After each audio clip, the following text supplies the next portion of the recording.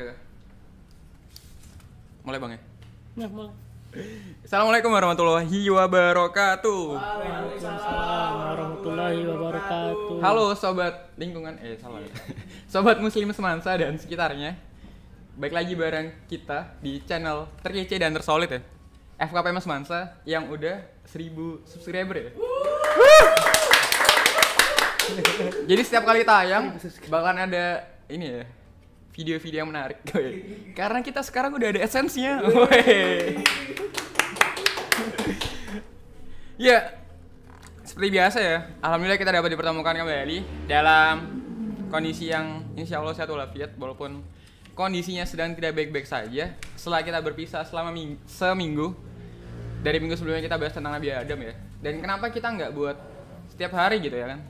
Setiap hari selalu ada, karena dengan jeda seminggu ini kita dapat berpisah, jadi kita bisa menghargai arti dari sebuah pertemuan itu. Dan juga buat teman-teman yang lagi SMA, selamat udah kelar UAS. Semoga hasilnya dapat maksimal dan bisa membahagiakan orang tua masing-masing. Amin amin. Dan juga semangat juga buat teman-teman yang besok akan menjalani UAS dari teman-teman ITB, UGM, Unmul. Semangat. Dan juga buat teman-teman yang sekarang bingung lagi ngapain, gak ada aktivitas, gabut dan lain sebagainya, gak apa-apa, tetaplah hidup walaupun tidak berguna. Karena mungkin aja adanya kalian di dunia ini menjadi alasan satu orang bisa tersenyum hingga hari ini gitu. Tanpa kalian tahu itu. Oke, back to the topic ya. Serial para nabi gitu. Sekarang kita udah sampai di mana Bang? Di suatu tempat. Di suatu tempat. Enggak, kita perkenalan dulu ya. Jadi kenalin, nama gue Raffi Hidayat. Wes. Dan juga ada Siksi Aziz Pramana. Weh, Bang Siksi dada dulu. Weh. Ya, jadi Bang Siksi ini operator ya. Kalian kalau mau follow channelnya Jigs Gimang. Weh. Itu ada banget tutorial tentang hero-hero AoV. Kalian bisa cari tahu di situ. Dan juga udah ada Bang siapa Bang? Bang Ridwan ya? Oh iya. Masih sama seperti kemarin Bang Ridwan, tapi nggak pakai Kamil ya. Iya Bang. Apa kabar Bang? Alhamdulillah baik. Seminggu ngapain aja Bang? Ya biasalah, cari duit. Kita tes dulu Bang, kayak biasa. Tes ala corona. Terus ada corona. Jadi hari ini kita mau bahas apa nih Bang? Hari ini yang jelas masih cerita tentang masa lalu. Kita kembali ke masa lalu melalui YouTube. Kita mencoba ya membahas tentang Nabi Idris, juga kita singgung persoalan Nabi Idris, sedikit tentang Nabi Adam. Kemarin itu sudah Nabi Adam ya. Coba kita mau bahas Nabi Idris juga. Terus ya, dan apa yang terjadi di zaman Nabi Idris begitu. Sebelumnya ada pertanyaan? Sebenarnya ada sih Bang. Cuman agak melenceng ya. Yuk. Ini mau pertanyaan yang tadi ya? Apa tadi?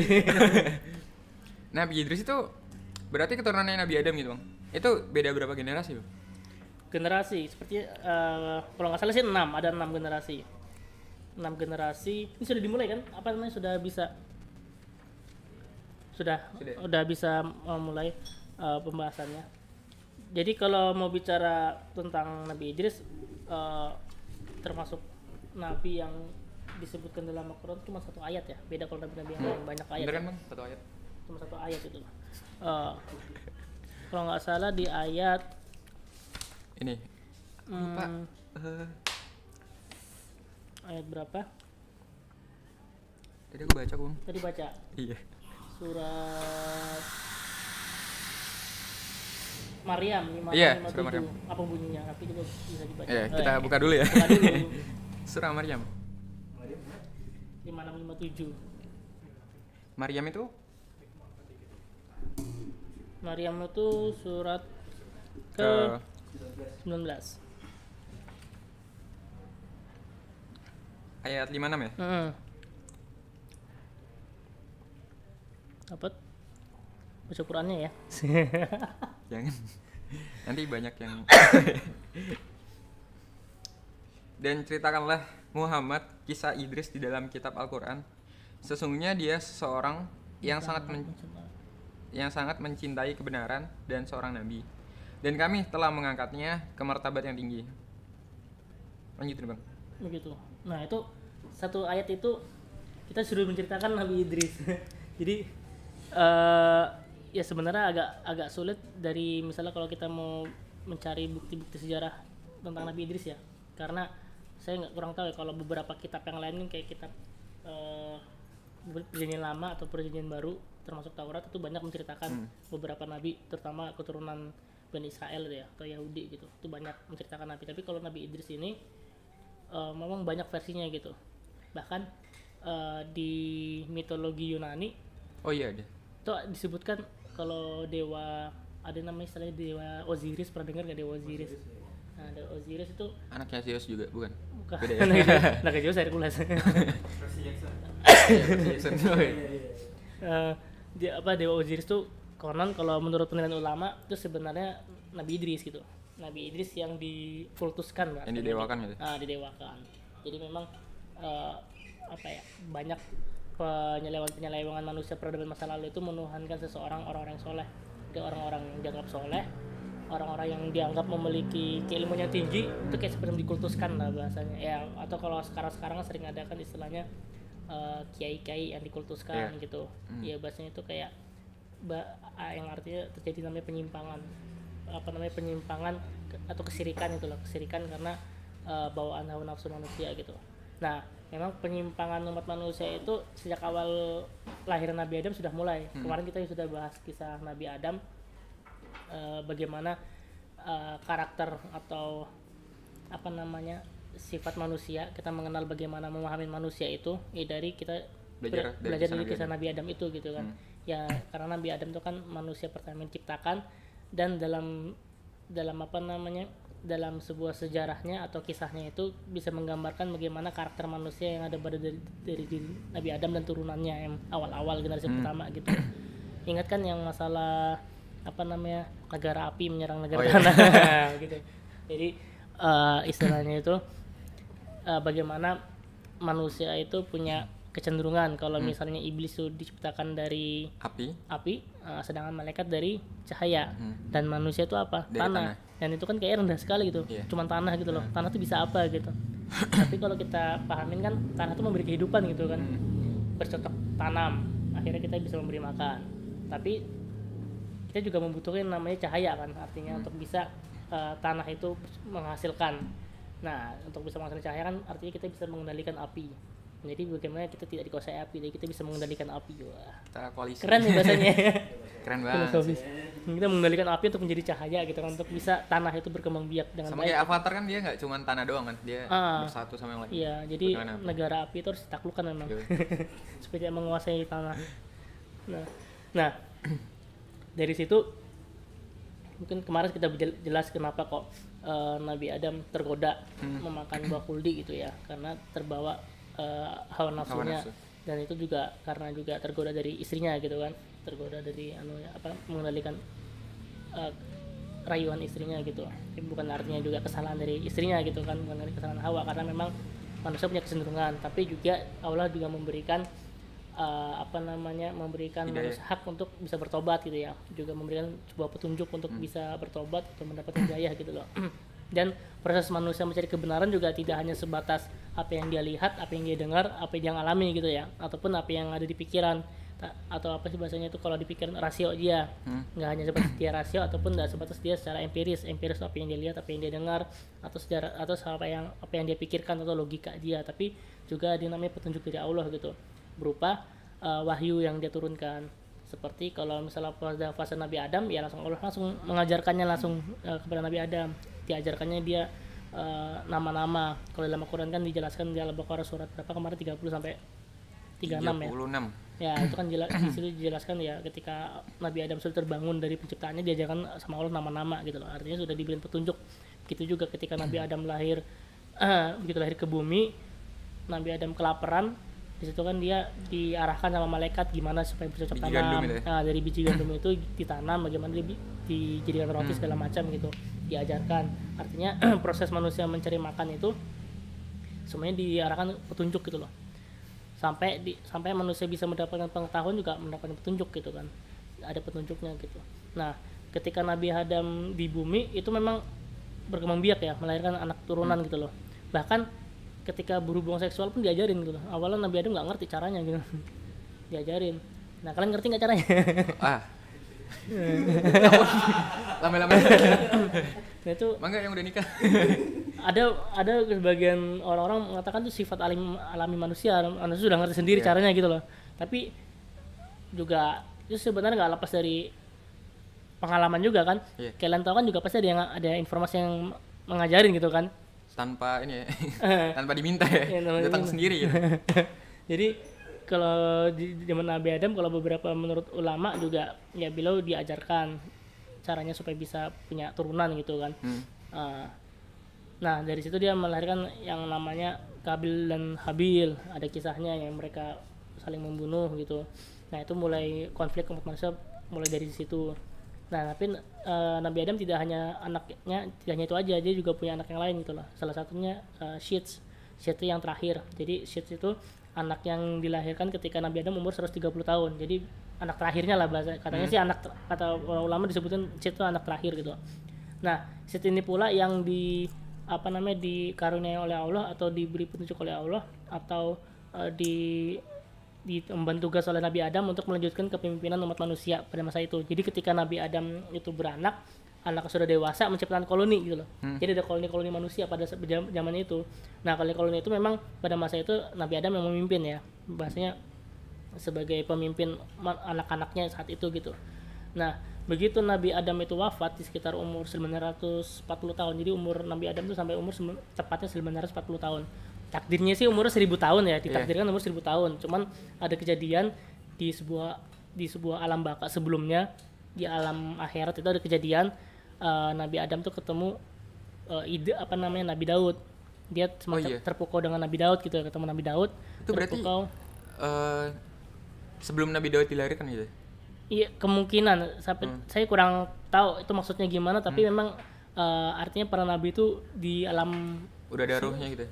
Mungkin di alam roh atau apa sudah pernah bertemu atau di alam akhirat kemudiannya mungkin sudah pernah ketemu. Beliau terpukau dengan Nabi Daud, dia menyedekahkan sisa umurnya kepada Nabi Daud selama 60 tahun. Karena ditanya berapa umurnya Nabi Daud, hanya 40 tahun. Dan dia merasa kok sedikit banget, dia ngasih 60 tahunnya biar Daud umur 100 tahun gitu kan. Nah yang awalnya ditakdir umur 1000 tahun akhirnya berkurang 60 gitu loh. Makanya ketika pas umur 960 tahun ada malaikat maut ingin mencabut nyawanya Nabi Adam ngelawan, kok sekarang gitu loh. Lo kan belum waktunya gitu loh. Akhirnya berdebat sama malaikat gitu loh. Jadi Nabi Adam sempat berdebat sama malaikat mau dicabut nyawanya kok nggak mau. Itu Nabi Adam ya berdebat. Bahkan kalau nggak salah nanti kalau kita belajar Nabi Musa juga sempat mau dicabut nyawanya, berantem dulu sama malaikat. Itu juga ada, marah dia. Ada nanti kisahnya itu. Kalau nggak salah Nabi Musa apa ya? Karena Nabi Musa itu kan agak emosional ya, termasuk Nabi yang cukup pemarah kan. Makanya ada kisahnya dia sempat bunuh orang gitu kan. Karena Nabi yang sangat emosional dan sangat pemarah. Padahal itu nggak sengaja. Ya nggak sengaja, waktu itu memang nggak sengaja waktu bunuh orang. Nanti kita ada cerita. OP banget tuh. Makanya kan kalau Nabi Musa kan ada perintah Allah untuk berdakwahlah kepada Firaun dengan lemah lembut. Artinya kan memang bagaimana supaya Allah bisa meminta Musa mengendalikan dirinya gitu loh, mengontrol emosinya dengan dia berdakwah itu dengan halus gitu loh, biar dia lawan dakwahnya biar terpukau sama dia gitu loh. Makanya ada kisah ya Nabi pun ketika ada malaikat maut menyebut sempat nolak, sempat ngelawan gitu loh, sempat berantem lah. Nah begitu juga Nabi Adam. Kenapa Nabi Adam itu sempat nolak? Karena salah satu sifat manusia adalah pelupa gitu loh. Jadi ketika dia sudah buat kesepakatan perjanjian di dalam akhirat, ketika di dunia dia lupa dengan apa yang sudah dilakukan gitu loh. Bisa jadi kita juga saat ini, bisa jadi kita semua di sini juga ketika belum lahir sebenarnya kita sudah buat perjanjian dengan Allah mungkin di dalam akhirat gitu ya. Sudah buat kesepakatan segala macamnya, dan sampai ketika lahir ya kita akhirnya terbawa dengan didikan orang tua dan segala macam, dengan lingkungan yang kita lupa dengan yang sebelum yang kita mungkin pernah kita rasakan. Itu juga ada hadisnya ya, ada dalil hadisnya kan. Saya juga nggak kurang hafal tapi pernah dengar hadisnya kalau kita semua manusia itu sebelum dilahirkan pasti sudah dibuat perjanjian. Pernah dengar? Pernah dengar masalah itu kan, itu buat perjanjian kesepakatan. Nah Nabi Adam pun juga mengalami fase itu, fase lupa gitu loh, bahwa dia sudah menyerahkan sisa umur 60 tahun itu ke Nabi Daud. Makanya sempat berantem dulu sama malaikat penyambut nyawa. Malaikat siapa? Israel. Israel gitu. Ya berdebat lah bahasanya, baru Kalau diingatkan. Ridwan kan penjaga pintu surga, Bang. Ya, iya insya Allah. Branding nama. Untung namanya malaikat ya. Nah, jadi sempat berdebat. Ya tapi ya akhirnya juga Nabi Adam juga takluk ya. Artinya dia sudah punya kesepakatan ya, meninggal juga di umur 1960 tahun. Nah, ketika meninggal itu menyerahkan tongkat kepemimpinan umat manusia kepada yang anaknya terakhir Nabi Syed itu gitu loh. Nabi Syed itu diangkat juga sebagai seorang nabi. Hanya saja Nabi Syed itu tidak disebutkan di dalam Al-Qur'an, tapi di dalam hadis Nabi Syed itu. Nabi Syed bin Adam. Nah, Nabi Syed bin Adam itu ketika dia memimpin umat manusia itu bisa dibilang konon umat manusia itu jumlahnya sudah di angka 1000-an. Sudah bahkan 100 ribuan gitu loh. Jadi banyak betul ya anak beranak-pinak gitu. Jadi bahasanya Nabi Syed itu ketika dia memimpin umat manusia keturunan Nabi Adam sudah beranak-pinak gitu loh. Jadi ketika Nabi Adam di umur 960 tahun atau sudah di umur 800-900 tahun itu ya, dia tuh sudah punya anak cucu yang kesekian buyut-buyutnya sudah ada gitu loh artinya. Jadi sudah beranak-pinak sudah banyak. Jadi artinya di usia yang panjang itu dia sudah sudah bisa melihat buyut-buyutnya sekian puluh turunan lah bahasanya gitu kan. Umat manusia sudah banyak, sudah berkoloni-koloni, dan dia bahkan sempat ketemu Nabi Idris. Jadi Nabi Idris sempat ketemu. Jadi Nabi Idris masih sudah lahir, Nabi Adam masih sempat hidup gitu. Keturunan ke-6 ya? Berarti udah. Nanti kita lihat keturunan keberapa. Soalnya dia ada ininya urutannya gitu. Dari Nabi Idris. Di sini ada nggak? Ada di sini ya. Silsilahnya. Dari Adam ke atas. Oh ini. Nah, jadi kalau kita bicara keturunannya nanti Nabi Idris itu, jadi nanti setelah Adam ada Syed. Nah, Syed itu punya anak namanya Anusi punya anak namanya Kainan punya anak namanya Mahlail punya anak namanya Yarid. Nah, Yarid punya anak namanya Idris. Nah, Idris nanti kemudian melanjutkan estafet kepemimpinan umat manusia setelah sepeninggalan Syed itu gitu loh. Nah, tapi ketika Idris itu lahir, Nabi Adam masih hidup gitu. Jadi dia bisa ngelihat anak cucu yang kesekian cucunya gitu loh. Gimana ya? Kalau sekarang tuh kan ngeliat cucu tuh sudah paling akhir ya. Dia kalau ngeliat buyut sudah nggak mungkin kayak kalau zaman sekarang ya. Nah ini sudah buyut yang sekian masih bisa ngeliat gitu loh bahasanya. Itu karunia Allah pada manusia pada masa lalu gitu ya. Nah, pada masa itu juga manusia sudah berkoloni-koloni. Nah, memang seperti yang kita bilang di awal, namanya manusia pasti ada namanya hasrat, dikuasai oleh hasratnya ya, dikuasai oleh yang namanya api tadi, dikuasai yang namanya hawa nafsu tadi gitu. Sehingga ketika dia bisa melakukan aktivitas di dunia ini nggak hanya sekedar nalarnya aja yang digunakan, tapi hawa nafsu juga dipakai. Misalnya sifat-sifat yang sering dialami manusia adalah namanya iri dengki. Itu mesti keluar gitu. Ngerasa iri, ngelihat kok saudara kita kok lebih unggul, lebih sukses, kita ngerasa iri gitu. Nah, sifat iri itu ditopangin dengan sifat emosional, kita nggak bisa mengendalikan emosinya. Jadi terkadang kesuksesan dia tuh pingin kita kalahkan gitu. Nah, itu kan nanti terjadi di kisah Qabil dan Nabil ya. Nah, sifat-sifat itu saling turun menurun gitu loh. Kalau iri tanda tak mampu itu maksudnya gimana? Iri tanda tak mampu itu gimana dia? Bener gak? Bisa jadi. Ya, jadi karena dia tidak mampu, karena dia merasa tidak mendapatkan karunia seperti saudara yang lain, ya dia kayak, ya itulah kayak pengen mencoba mengalahkan lah bahasanya. Ada sifat pengen menyaingin gitu. Nah, itu yang terjadi. Jadi memang terjadi konflik memang. Jadi bisa mungkin kalau kita bayang-bayangkan bisa jadi memang Nabi Adam itu mungkin banyak masalah juga kali pada masa itu. Jadi anak turunnya itu mungkin ada konflik atau apa, dia harus menyelesaikan masalahnya. Karena Nabi Adam bukan sekedar sebagai orang tua, pada saat itu dia juga sebagai nabi, sebagai Nabi Allah yang harus mengajarkan anak-anaknya supaya taat kepada Allah gitu. Jadi ketika anak-anaknya terbawa emosinya, terbawa hawa nafsunya, ya bagaimana seorang nabi supaya mengajak mereka untuk mentaati kepada Allah. Dengan taat kepada Allah kan bisa mengendalikan ego-ego itu gitu, ego-ego hawa nafsu itu gitu loh. Nah, itu. Jadi para nabi setelah Nabi Adam, begitu juga kepemimpinan kepada Syed, yaitu dia bagaimana mengajarkan umat manusia. Nah, nanti seperti yang saya jelaskan tadi, turunan-turunan Nabi Syed ada Anusi punya anak namanya Kainan punya anak namanya Mahlail punya anak namanya Yarid punya anak namanya Idris. Nah, umat manusia itu semakin banyak kan. Kalau di sini tercatat umat manusia itu sudah di angka 100 ribuan di zamannya Nabi Idris itu 100 ribuan. Artinya sudah beranak pinak. Nah, hanya saja semakin banyak umat manusia, masalah semakin beragam, ternyata mulai muncul yang namanya kesirikan gitu loh. Mulai muncul, artinya ada rasa manusia itu kayak apa ya, sudah kesombongan itu semakin meningkat, ada rasa ingin lebih unggul dengan yang lainnya, atau ada keinginan atau mungkin dia kesal dengan Tuhannya gitu.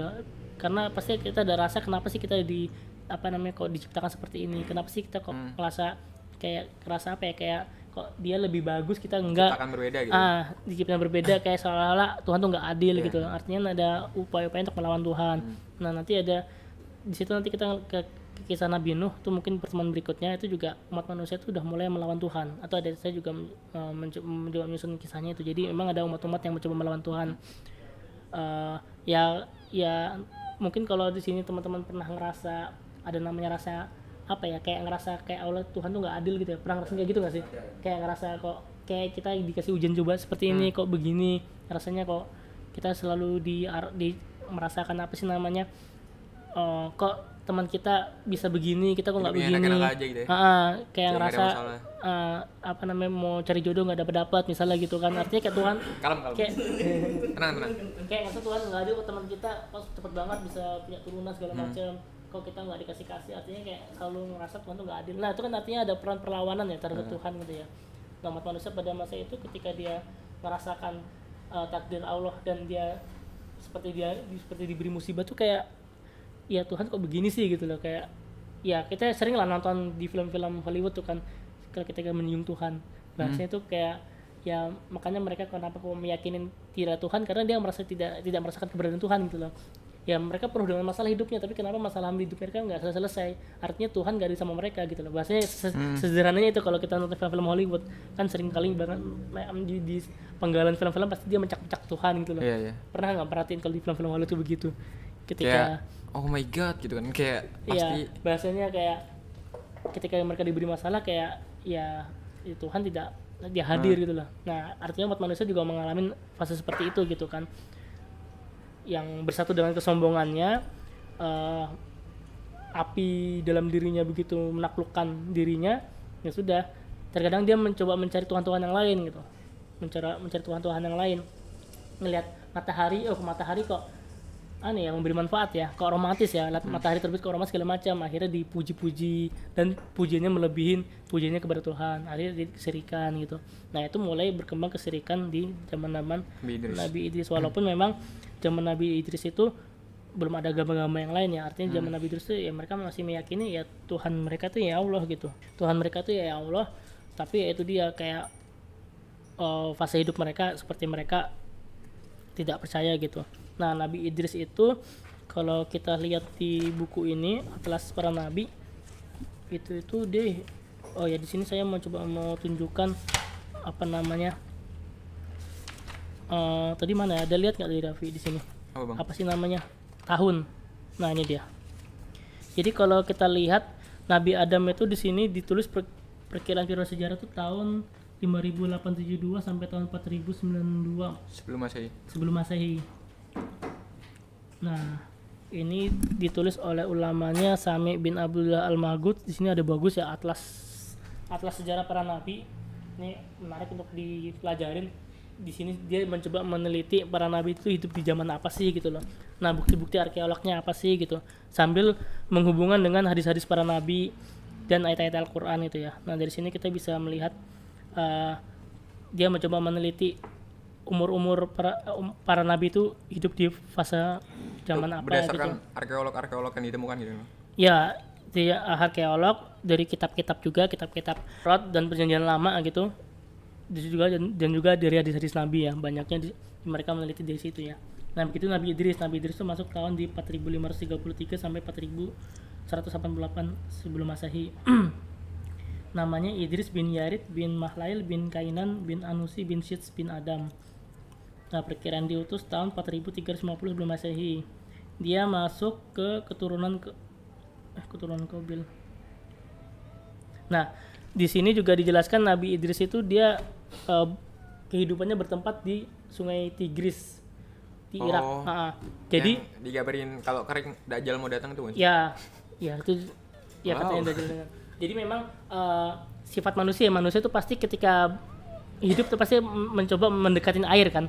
Pasti manusia kan pasti butuh air ya, pasti dia mencoba mendekati air. Nah di situ memang di peradaban umat manusia, kalau kita pernah belajar dulu sejarah zaman prasejarah, nah, ada istilahnya zaman prasejarah sama zaman sejarah. Nah kalau kita pernah belajar di SMA, kita pernah belajar sejarah tuh kita bisa melihat manusia itu pasti memulai peradabannya itu yang dekat yang namanya sumber-sumber air gitu, sungai-sungai. Makanya peradaban pertama manusia ditemukan di sungai Tigris dan Efrat kan, peradaban awal manusia gitu. Dan itu cocok gitu loh. Karena apa? Karena di sini dikisahkan Nabi Idris tuh yang pada masa di mana kota Babylon itu berdiri gitu, terbentuk gitu loh. Dan itu pun juga Nabi Idris tuh juga tidak hanya di situ, ternyata dia juga mengalami fase hijrah yang pindah ke Mesir. Ada sungai Nil kan. Jadi dia membangun peradaban juga ke Mesir gitu. Tapi emang hakikatnya makhluk hidup sih bang. Iya, mencoba mendekati air. Sama air. Jadi kalau misalnya kita ada sungai gitu, pasti sekitarnya ada banyak hewan. Jadi dalam kitab Qasas-Al Anbiya itu memang ada perdebatannya di mana Idris dilahirkan dan dibesarkan. Ada yang berpendapat di wilayah Mesir atau tepatnya di Memphis, itu sekitar Sungai Nil itu ya, Memphis. Ada juga yang berpendapat di kota Babylon. Nah di sini memang dalam beberapa riwayat Nabi, kisah-kisah Nabi itu ya Nabi Idris itu diperintahkan Allah untuk berpindah ke Mesir. Awalnya memang beliau berada di Babylon itu, membangun peradaban di Babylon. Baru dia ke Mesir. Nah memang pada masa itu ya Nabi Idris juga sebagai pemimpin umat manusia, dia juga sebagai raja gitu ya. Nah yang menarik dari Nabi Idris itu adalah di surat tadi ya, surat Maryam 56-57. Nah di situ diceritakan, dan ceritakanlah kisah Idris di dalam Al-Quran. Sesungguhnya dia seorang yang mencintai kebenaran dan seorang nabi, dan kami telah mengangkat ke tempat yang martabat yang tinggi gitu. Nah di sini para ulama mencoba menjelaskan maksud apa sih martabat yang tinggi yang dimaksud kepada Nabi Idris itu gitu. Kalau memang mau, karena saya juga bukan ahli tafsir ya, sebenarnya menarik kalau kita tafsirkan secara ayat per kata atau huruf-huruf dalam Al-Quran. Tapi kalau kita mencoba membuka kitab dari Ibnu Katsir itu banyak pendapat tentang mencoba memaknai tempat yang tinggi itu gitu loh. Yang pertama Allah memuliakan Nabi Idris dengan kenabian dan menurunkan 30 suhuf kepadanya gitu. Jadi ketika wahyu-wahyu yang diturunkan kepada para nabi itu memang berupa suhuf. Suhuf. Nah dari suhuf itulah ajaran-ajaran petunjuk-petunjuk dari Allah ditunjuk pada umat manusia gitu melalui perantara nabi. Nah, jadi para nabi itu menerima petunjuk dari Allah itu melewati namanya suhuf.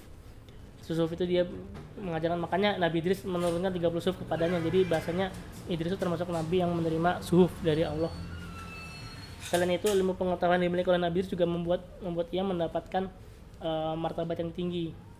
Jadi beberapa ulama termasuk Ibnu Katsir menuliskan Nabi Idris itu termasuk nabi yang sudah menulis dengan pena.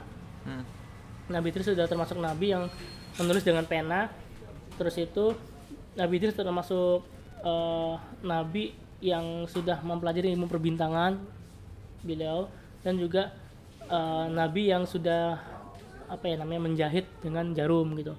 Dia sudah membuat pakaian pada masa itu gitu loh. Jadi artinya cara teknik berpakaian. Jadi jangan bayangkan manusia purba itu nggak berpakaian telanjang segala macam. Artinya kalau kita mau Flintstone. Apaan tuh? Milenial. Apa Flintstone? Flintstone bang yang dia pakai baju. Oh. Rumba. Oh iya tahu. Iya bahasa gitu. Pernah lihat. Ya mungkin ya di fase Nabi Adam mungkin begitu karena sempat telanjang Nabi Adam kan, dan dia mencoba mencari daun untuk menutupi tubuhnya gitu. Awal-awal Nabi Adam ketika turun ke bumi. Hawa yang diajarkan ini apa? Nyulam benang itu bukan sih? Iya, diajarkan menyulam benang. Yang ya dari di situ diajarkan mana sih pohon yang bisa menghasilkan benang, diajarkan menyulam kan. Nah, artinya pada masa Nabi Idris ya jangan bayangkan yang mereka telanjang kayak manusia purba gitu. Makanya tadi ada pertanyaan, manusia purba itu ada nggak sih gitu? Iya, itu gimana tuh? Nah itu kadang mau jawab juga berat juga, banyak bukti-bukti ilmiah yang menunjukkan manusia purba tuh begitu gitu ya. Peralatan dari bahasanya kayak bahasa zaman batu, hanya menggunakan alat pisaunya dari batu, semuanya dari batu gitu kan, karena disebut zaman batu gitu. Tapi kalau kita melihat dari hadis Nabi beberapa kisah, seperti tidak begitu juga gitu. Karena apa? Karena mereka sudah menunjukkan peradaban yang maju gitu kan, sudah menunjukkan teknologi pada masanya gitu ya. Nah, Nabi Idris beliau sudah ngerti namanya ilmu hitung menghitung gitu, sudah mengerti bagaimana menulis dengan pena gitu. Terus dia juga sudah mengerti bagaimana menjahit dengan jarum. Makanya dalam tafsir ulama tadi bermartabat tinggi itu menunjukkan ya karena pengetahuan yang dimilikinya akhirnya dia mendapat martabat yang tinggi itu gitu, disebutkan di situ. Iya ya. Nah, yang ada juga makna kedua kenapa disebut makna bermartabat tinggi. Ada yang berpendapat bahwa Nabi Idris tidak meninggal, namun diangkat oleh Allah langsung ke surga sehingga dimakna sebagai manusia yang mendapat tempat yang tertinggi di surga Allah gitu. Ke langit keempat itu ya? Ya, contohnya dari apa yang disampaikan hadis Nabi dari Ibnu Abbas ketika bertanya ke Ka'ab, beliau menjelaskan Nabi Idris diberi wahyu oleh Allah, sesungguhnya aku akan mengangkat amalanmu pada setiap hari seperti amalan anak Adam lainnya.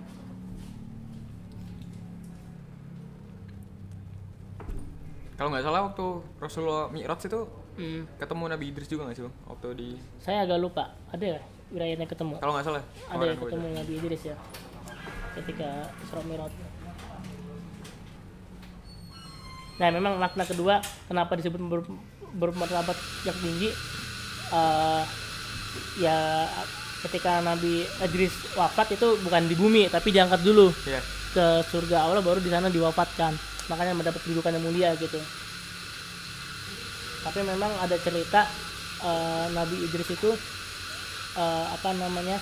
sempat dibawa ke surga, sempat dibawa ke akhirat, habis itu dikembalikan lagi ke bumi. Ada juga cerita seperti itu. Banyak. Ada juga ini Bang, jadi dia sebelum ke surga itu ke neraka dulu atas permintaannya dia, karena dia pingin ngelihat neraka sama surga.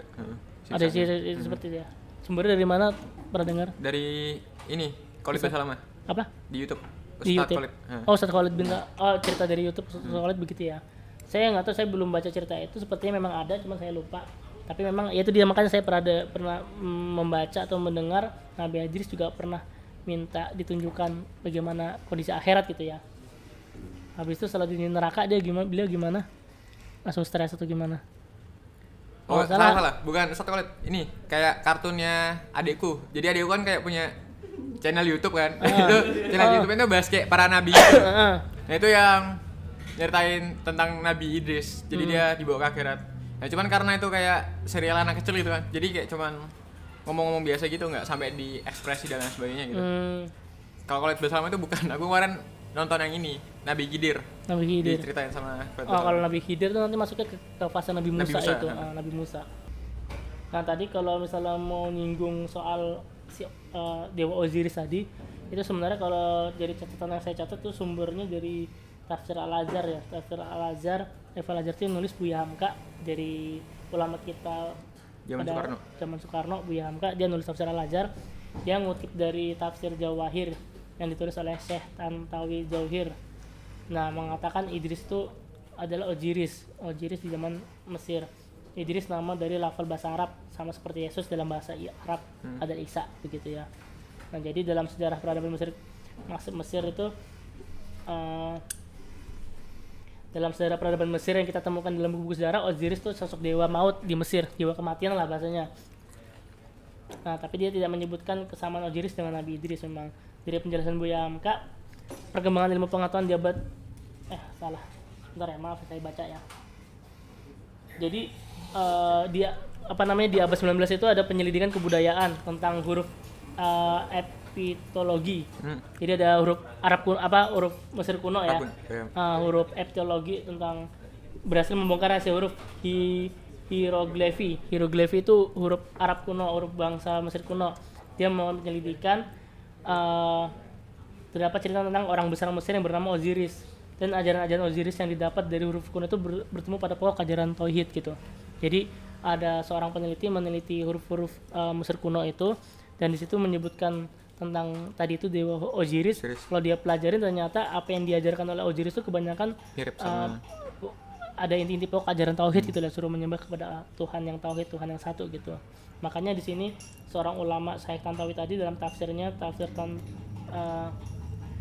tadi ya membuat kesimpulan Osiris yang menjadi dewa yang sangat dihormati di peradaban Mesir itu adalah ya Nabi Idris itu sendiri tuh ya, Hmm.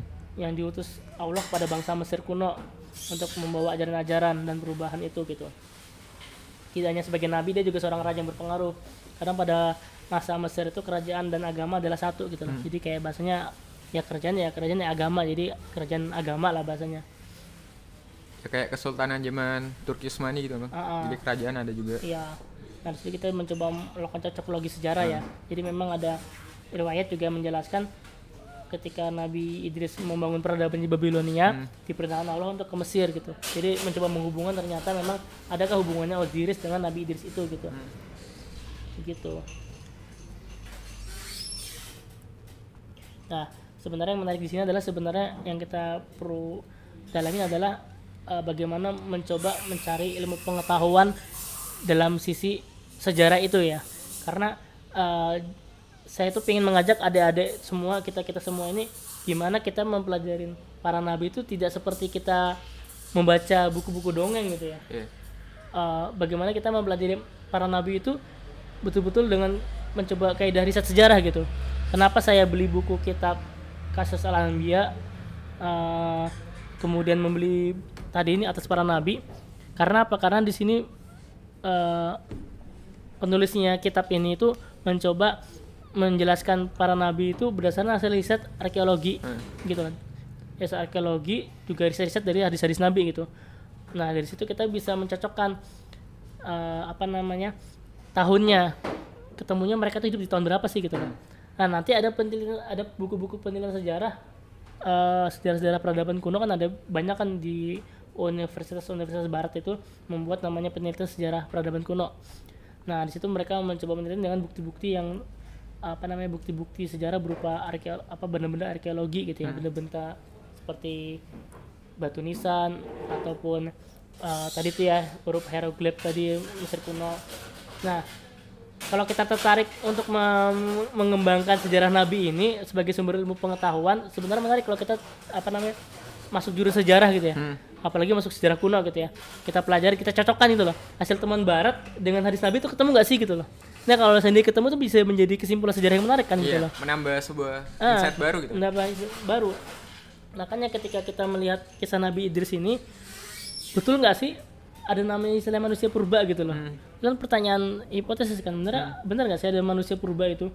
Benar nggak sih manusia itu gimana sih hidupnya? Bisa jadi manusia purba, manusia pada tahun segitu ya, benar nggak sih manusia itu hidupnya ketika nyalain api harus membakar batu dulu gitu kan, gesek-gesek. Terus itu mereka juga dianggap jauh dari karakter peradaban ya, hidupnya hanya memuaskan memuaskan, yang penting makan, nafsu makannya sudah terpenuhi, seks, makan dan beranak, hanya makan dan beranak aja hidupnya gitu loh. Bener nggak sih manusia pada zaman kayak gitu? Tapi kalau lihat dari penemuan tentang tulang belulang manusia purba itu kan lebih dari 5.000 tahun gitu sebelum Masehi. Jadi kayak ada yang 100.000 tahun, 500.000 tahun. Ya, memang kayaknya bukan masuk kategori manusia sih kayaknya. Nah, itu memang nanti penelitian itu bisa kita simpulkan, kita percayai, kita ikut, bisa benar, kita percayai, bisa juga salah. Karena kita kuasai dulu metodologinya apa, metodologinya gimana. Memang kita kadang belum masuk ke tahap memahami metodologinya itu ya. Bisa jadi salah, bisa jadi benar. Karena memang sejarah itu pada dasarnya sepenuhnya hipotesis yang untuk mencapai kepada kebenaran paling benar pun sulit gitu ya. Karena kita hanya berdasarkan pada kesimpulan pendekatannya kayak pendekatan deduktif. Sama kayak jerapah leher panjang, leher pendek. Pendekatan deduktif. Jadi bukti ini kita simpulkan gitu kan. Dapat kesimpulan. Padahal belum tentu itu bisa benar kesimpulan itu gitu ya. Nah, itulah menariknya kita mempelajari ilmu pengetahuan. Kadang ilmu pengetahuan nggak puas gitu loh, nggak puas mencapai pada titik mana yang paling benar gitu kan. Itu menariknya, karena kebenaran yang benar adalah ya apa yang Allah turunkan gitu kan, ajaran dari Allah gitu. Tapi ketika kita melihat ajaran manusia belum semuanya benar. Makanya ketika kita mempelajari para nabi, kita meyakini kalau itu sumber dari Nabi Muhammad, insya Allah benar gitu loh, pasti benar kan. Sumber dari Al-Quran pasti benar. Makanya ketika Allah menyebutkan ada namanya Nabi Idris, pasti benar, karena benar ada Nabi Idris pada masa itu gitu kan. Terus itu hadis Nabi menceritakan Nabi Idris begini begitu seperti yang saya ceritakan tadi, terus pasti benar gitu ya. Nanti tinggal persoalannya kebenaran itu supaya kita bisa lebih yakin gimana sih gitu loh. Kita mencoba membuktikan itu dengan namanya ilmu pengetahuan. Walaupun nanti memang itu hanya sebagai penguat saja kebenaran itu, bukan sumber-sumber kebenaran, tapi sebagai penguat apa yang kita yakini benar gitu. Nah kita butuh itu gitu loh. Makanya terkadang ya ajaran agama ini memang nggak lepas dari ilmu pengetahuan. Kita butuh ilmu pengetahuan untuk memperkuat kebenaran yang kita yakinin gitu kan. Biar semakin memperkuat iman kita gitu dari penelitian sejarah gitu. Ketika itu belum terbukti benar, sebenarnya ilmu pengetahuan belum sampai situ gitu, no? Ya. Biarkan waktu yang menjawabnya. Nah kebanyakan orang kan mencoba orang-orang itu mencari kebenaran sesuatu dari ilmu pengetahuan yang dia peroleh gitu loh. Padahal itu belum tentu benar gitu. Bisa jadi ada teman-teman lain yang menutup temuan yang sebelumnya gitu kan. Nah itu makanya di sini kita mencoba ya kita meyakini bahwa apa yang diturunkan oleh para nabi diajarkan umat manusia itu adalah sesuatu yang benar gitu ya. Quran pasti benar. Terus hadis Nabi pasti benar gitu. Nah, gimana kita mempercayai itu? Nah, baru ketika ada penelitian sejarah yang lain kita padukan gitu loh. Nah, makanya saya senang melihat ketika saya tuh punya buku lagi tapi nggak saya bawa. Ada namanya Sejarah Umat Manusia yang nulis namanya Arnold Toynbee. Beliau juga sejarawan. Yaitu bukunya tebal banget, ada 1000-an halaman. Yaitu mencoba menulis dari fase itu tahun 5000 sebelum Masehi. Pada masa itu seperti apa sih manusia gitu loh, sampai fase abad setelah Masehi dia nulis itu ya. Itu berarti dia ngumpulin, ngegabungin dari semua penelitiannya dia mencoba menjelaskan secara deskriptif gitu. Dia jelas secara deskriptif naratif gitu tentang umat manusia. Nah, saya sering cocokkan gitu loh pada masa itu. Nah, memang di fase Nabi Adam, Idris sampai Nuh memang nggak ketemu ya pencocokannya, tapi ketika saya mempelajari Nabi Ibrahim ada sedikit kecocokan. Makanya di Nabi Ibrahim itu ada namanya Raja siapa? Namrud. Nah, Raja Namrud kan salah satu raja Babilonia kan. Iya. Nah, kita mempelajari kita mempelajarin peradaban Babilonia tuh di buku itu pada masa tahunnya Nabi Ibrahim. Cari nama rajanya si ini gitu. Bener nggak sih ini nama raja ini Raja Namrud itu? Mencoba cocokologi kan. Itu menarik gitu loh. Karena apa? Karena ada betul-betul pada masa Nabi Ibrahim itu memang ada nama raja, memang raja itu punya nama sekali dalam kajian sejarah, artinya itu termasuk raja yang besar gitu. Ya banyak sih bisa kita cocokologi, termasuk nanti kita bicara tentang Nabi Ismail. Nabi Ismail itu manusia pertama yang menaklukkan kuda untuk mengendalikan sebagai alat transportasi kan. Saya cocokkan lagi ke buku itu. Ternyata memang di fase-fase tahunnya Nabi Ismail hidup itu memang fase-fase tahun di mana manusia sedang berusaha mengendalikan kuda gitu, berusaha untuk menunggang kuda menjadi alat transportasi gitu loh. Nah, itu mencoba mencocokkan. Ternyata tahunnya itu cocok dari buku sejarah itu gitu. Nah, dan seri-seri yang lain. Sebenarnya itulah apa enaknya ketika kita mempelajari para nabi itu membandingkan dengan buku-buku sejarah hasil penelitian gitu ya. Cocok nggak ya? Dari situ kan kita bisa bercerita, kita bisa menunjukkan salah ilmu pengetahuan, kita bisa menunjukkan ya bahwa kisah Nabi itu bukan sekedar dongeng. Jadi kita nggak sekedar baca doang gitu kan, tapi ada faktor yang mendukung gitu. Jadi kita membuktikan apa yang dituliskan di Al-Quran itu terbukti ilmiah ada gitu loh. Itu yang kita inginkan gitu. Makanya di sini bagaimana rasio yang kita punya, logika yang kita punya itu bisa kita manfaatkan untuk memperkuat keyakinan kita kepada Allah gitu, memperkuat kebenaran bahwa Allah ini benar gitu loh. Dengan caranya apa ya? Menuntut ilmu gitu. Makanya kenapa Nabi Idris dianggap sebagai nabi bermartabat yang tinggi, karena beliau memanfaatkan rasionya, memanfaatkan akalnya untuk bisa mempelajari alam ini gitu loh. Makanya disebut nabi yang pertama yang sudah mengenal ilmu menghitung, nabi yang sudah mengerti sudah menulis dengan pena, nabi yang juga sudah mengerti ilmu perbintangan dan juga sudah menemukan jarum yang untuk menjahit pakaian gitu ya. Artinya di situ nabi ini memang punya kedudukan tinggi. Makanya disebut dari surat Al-Maryam 5657 sebagai manusia yang memiliki martabat yang tinggi. Karena apa? Karena dengan ilmunya dia bisa membangun peradaban itu gitu. Jadi artinya nabi Idris yang juga seorang raja pada masa itu sudah membangun peradaban umat manusia yang bisa dikatakan ya kalau pada fase ini ya fase yang manusia yang beradab gitu ya, manusia yang sudah sadar tentang ilmu pengetahuan gitu. Begitu. Jadi ya ilmu pengetahuan itu luar biasa sekali gitu ya. Kita banyak belajar. Ya makanya mumpung masih kuliah, mumpung punya banyak waktu, apalagi belum berkeluarga gitu ya. Itu manfaatnya banyak baca buku. Apalagi kalau lagi tengah kesendirian, jangan kita ngelamun terus gitu ya. Tapi bagaimana kesendirian kita bisa produktif. Kita habis patah hati, tapi patah hati jangan disali dengan ngelamunan, tapi produktif gitu ya. Sendirian. Dengan nah, Gokil. gara-gara patah hati kita bisa hafal kitab Ibnu Katsir gitu, belajar. Jadi gimana di fase-fase kesendirian kita, fase-fase jomblo kita itu kita produktif gitu ya, produktif membaca, bahkan bisa lahir jadi buku gitu ya. Seperti yang saya lakukan gitu kan, di tengah sebelum nikah ada produktif membaca buku, akhirnya bisa nulis gitu ya. Setelah nikah kok sulit banget mau nulis lagi gitu. Jadi gitu ya guys. Berawal dari patah hati. Ya enggak bercanda. Ya enggak gitu juga ya.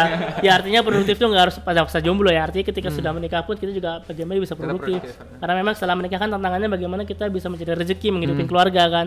Tapi juga enggak lepas untuk terus menuntut ilmu gitu ya. Belajar.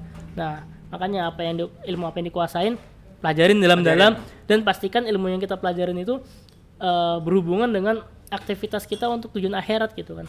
Artinya kita belajar, misalnya belajar media ya, kita belajar desain ataupun belajar editing itu ya tujuannya untuk mencari pahala Allah gitu ya. Tujuannya memang untuk bagaimana kita bisa mengajar umat manusia tentang kebenaran itu gitu ya. Bahkan gitu. itu bisa dibilang ibadah gitu mah. Karena ibadah enggak cuma sholat doang. Betul. Segala macamnya. Karena pengetahuan yang kita miliki tujuannya adalah untuk mencari martabat bisa kita mendapat kedudukan di sisi Allah gitu kan, pengetahuan yang kita terima gitu. Misalnya saya punya pengetahuan bagaimana bisa bikin kopi, buka usaha kopi gitu ya. Ya bagaimana ini bisa menjadi selain rezeki buat kami gitu ya, juga bisa menjadi asupan energi buat pelanggan, bahkan mengedukasi minuman yang sehat gitu ya. Ya ini begitu. Kopinya Bang ya? Ya ini kopinya. Wow. Baru sadar nih. Mari kita coba ya. Silakan ngopi dulu. Minum dulu Bang. Ngopi dulu. Haus. Kenapa? Enggak, kita cobain dulu. Emang pahit sih. Tahu enggak manisnya di mana? Di kamu. Udah kemarin. Siapa tahu ada yang belum nonton kan, jadi tahu gitu. Enggak kok, manisnya di susu juga ada. Tapi di kamu juga ada.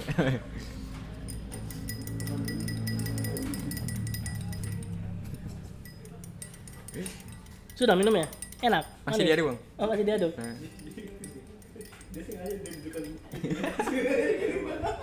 Kedengeran guys?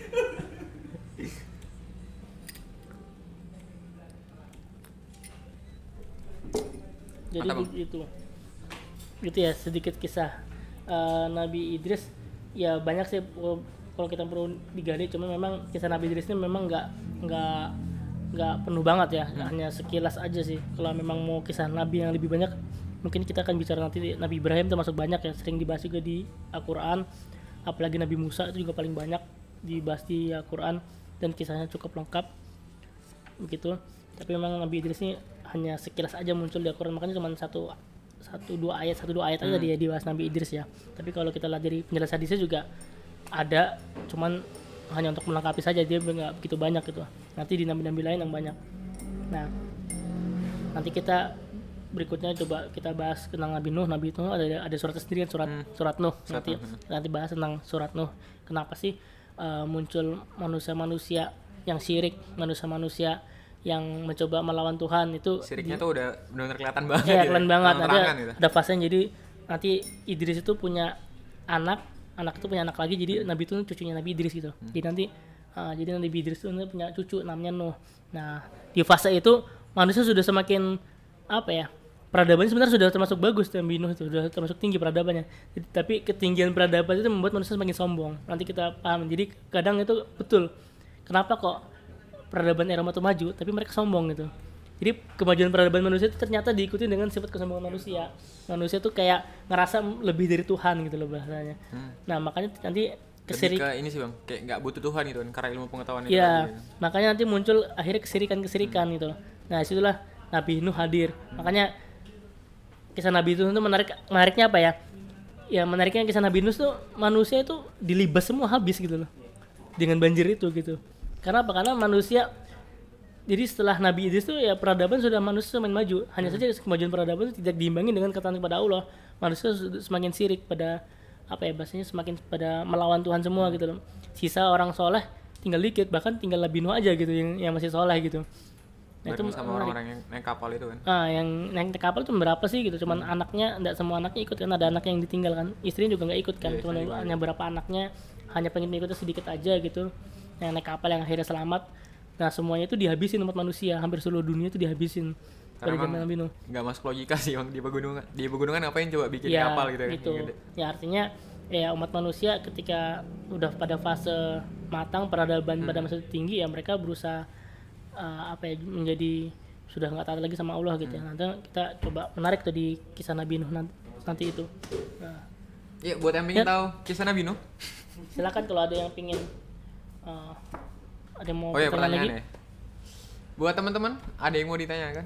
Atau Masuk mau didiskusikan? Yang di belakang. WA. Mana suaranya? Tadi kan Perkenalan dulu. Disut. Enggak apa? Oh iya. Nama saya Hamish dari Enggak pakai Daud ya?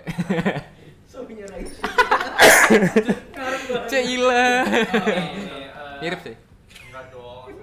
Apa namanya tadi kan Bang Widun bilang salah satu kelebihan atau anugerah yang diberikan Allah ke Nabi Idris itu kan Nabi Idris diberikan 30 suhuf itu kan. Semoga nggak salah, suhuf itu kan bentuknya lembaran-lembaran Bang ya. Nah itu kan maksudnya di bayangan saya adalah nggak mungkin dong Allah menurunkan lembaran dari langit. Maksudnya udah diturunkan alat wahyu lalu ditulis sama Nabi Idris dalam lembaran gitu kan. Ada nggak sih Bang dokumentasi dalam artian itu tuh isi suhufnya itu yang dijadikan pedoman ilmu pengetahuan saat itu tuh ngebahas tentang apa sih yang ditulis sama Nabi Idris gitu. Selain keterampilan yang baru muncul di peradaban Nabi Idris kayak dengan pena, menjahit, apa tadi? Ini suaranya masuk di ini nggak? Kayak gitu. Itu tuh apa aja sih? Maksudnya secara garis besar yang dibahas di dalam suhuf itu tentang apa sih Bang? Nah, pertanyaan itu sulit sekali ya. Terkadang itu butuh penelitian yang betul-betul mendalam, dan kalaupun kita mau meneliti mungkin butuh bertahun-tahun meneliti itu gitu. Suhuf apa yang diajarin? Sebenarnya di buku ini juga nggak diberitahu suhufnya Nabi Idris itu apa sih yang diajarin. Soalnya ini ya, saya coba buka Wikipedia untuk memastikan pengertian suhuf itu apa sih gitu. Nah, di sini menjelaskan suhuf itu yaitu wahyu Allah yang disampaikan kepada Rasul, tapi tidak wajib disampaikan atau diajarkan kepada manusia. Beda dengan sebelumnya itu. Beda dengan kitab. Jadi itu ada namanya kitab, ada namanya suhuf. Jadi ada suhuf itu yang diberikan tapi tidak wajib disampaikan gitu loh. Artinya memang untuk beliau sendiri gitu. Sedangkan kitab itu untuk diajarkan. Makanya aja ada nabi yang istilahnya namanya Rasul kan. Rasul ada 5 kan. Siapa? Rasul? Apa ya, yang 5 ulul azmi? Atau yang 5 nerima suhuf? Yang Rasul. Rasul kan ada 5. Dari 25 nabi ada Rasul. Yang ulul azmi. Nabi Nuh, Nabi Ibrahim, Nabi Musa, Nabi Isa, Nabi Muhammad. Soalnya dulu aku pernah ini pinter. Kan, pernah kepikiran punya nama anak itu hubungan dari 5 nabi itu gitu. Punten. Berarti istrinya harus soleha. Amin. Udah nggak ada pertanyaan lagi mungkin ya. Atau teman-teman mungkin masih penasaran dan pengen tanya lagi, bisa tanya lewat WA, bukan WA saya ya, WA-nya Bang Ridwan. Atau mungkin bisa DM via Instagram, atau juga bisa DM via akun Nikatza atau channel FKPM di komen di bawah tuh juga bisa. Ada komennya nggak sih? Gak ada yang komen ya Pak? Sayang sekali ya. Kayaknya banyak yang belum bangun ya. Udah siang. Enggak, bercanda ya. Oh iya. Parahnya Wit. Ya. Terima kasih teman-teman. Mungkin Bang Ridwan ada closing statement sekaligus menutup perjumpaan kita pada pagi hari ini. Closing statement. Sebenarnya closing statement sama seperti tadi ya. Jangan malas-malas untuk terus belajar. Ada kesempatan kita baca. Ya bukalah ruang pengetahuan kita, bukalah ruang penasaran kita gitu. Artinya ketika kita tertarik pada sesuatu, pasti menimbulkan pertanyaan kan, selalu muncul kan pertanyaan dalam diri, kenapa sih begini, kenapa sih begitu, seperti pertanyaan tentang Akmal tadi, gimana sih suuf itu isinya. Nah itu sebenarnya itu sebuah pertanyaan ilmu pengetahuan sih sebenarnya. Ketika kita muncul pertanyaan gitu, apakah kita menyerah atau kita berusaha untuk mencari jawabannya gitu kan. Pasti dalam diri kita pasti selalu muncul pertanyaan kehidupan gitu kan. Manusia tuh selalu punya pertanyaan. Nah seringkali terkadang masalah-masalah kehidupan ataupun godaan-godaan dunia ini membuat kita akhirnya jadi malas untuk mencari jawaban itu gitu loh. Padahal kita diberi kesempatan, artinya ketika muncul pertanyaan dalam pribadi, coba kita temukan jawaban itu gitu. Entah bagaimana caranya, kita belajar apa gitu. Pasti kita selalu bertanya gitu. Kenapa kita bisa mendapat hidayah? Kenapa kita bisa ikut pengajian? Bisa jadi memang kita selama ini sering muncul pertanyaan tentang kehidupan yang kita nggak puas. Kita mencoba mencari jawabannya. Ketemunya di pengajian misalnya. Ketemunya di Al-Quran. Kita punya masalah hidup nih, punya banyak betul masalah. Kita bingung harus seperti apa. Coba buka Quran. Siapa tahu ketemu jawabannya di situ gitu kan. Secara nggak langsung, artinya di situ kadang petunjuk atau hidayah itu nggak terduga-duga muncul gitu loh. Di situ lah ilmu gitu. Makanya kadang ilmu itu sama hidayah itu kayak nggak bisa lepas gitu, kayak menyatu gitu. Akhirnya ya banyak aja terus belajar. Pasti ada aja yang dapat gitu. Misalnya saya punya masalah dalam bangun usaha ini, ada masalahnya, kenapa sih ketemu masalahnya, masalah itu saya harus selalu mencari solusinya, gimana mencari jawabannya. Nggak disangka-sangka Allah menunjukkan caranya begini loh, entah itu dari mana, dari sini, dari situ, dari orang, dari mana, ketemu jawabannya. Artinya kita jangan malas-malas lah untuk belajar gitu ya. Mungkin dari itu dari saya gitu. Gitu teman-teman, boleh ditutup Bang? Ya, sekian dari kami. Nanti kita lanjutkan lagi di pertemuan berikutnya untuk membahas nabi-nabi berikutnya. Semoga teman-teman tidak bosan di acara ngaji di kafe gitu, sambil ngopi bersama bahas Bang Nabi. Raffi Dan juga Bang Ridwan. Kami adalah ya jangan ya. Enggak boleh ada deklarasi di sini. Masa tenang nih. Punten. Ya makasih teman-teman, sampai jumpa di pertemuan berikutnya. See you next time. Wassalamualaikum warahmatullahi wabarakatuh. Waalaikumsalam. Yeah.